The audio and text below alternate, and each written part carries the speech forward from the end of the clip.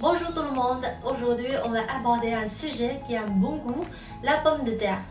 L'histoire des pommes de terre a commencé il y a environ 8000 ans sur les hauts plateaux de la cordillère des Andes. Et c'est le pharmacien M. Parmentier qui a joué un rôle essentiel dans sa promotion en France. Alors, comment la pomme de terre est-elle parvenue jusqu'en Chine?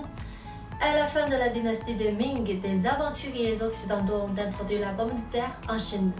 Dans son livre Traité complet d'agriculture, le grand savant chinois Xu Guangqi a mentionné la pomme de terre et fourni l'une de ses premières descriptions de l'histoire de Chine.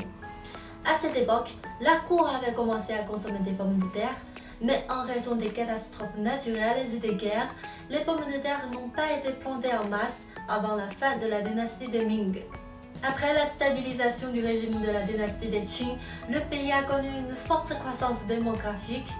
En vertu de sa courte période de maturité et de son rendement élevé, la pomme de terre a joué un rôle important pour résoudre le problème de l'alimentation de masse.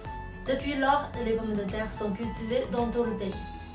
Aujourd'hui, la Chine est de loin le premier producteur de patates au monde, avec une part de marché environ 26%. Alors, savez-vous où sont-ils cultivés? Je vais vous présenter les 4 zones de culture des pommes de terre en Chine dans le prochain épisode.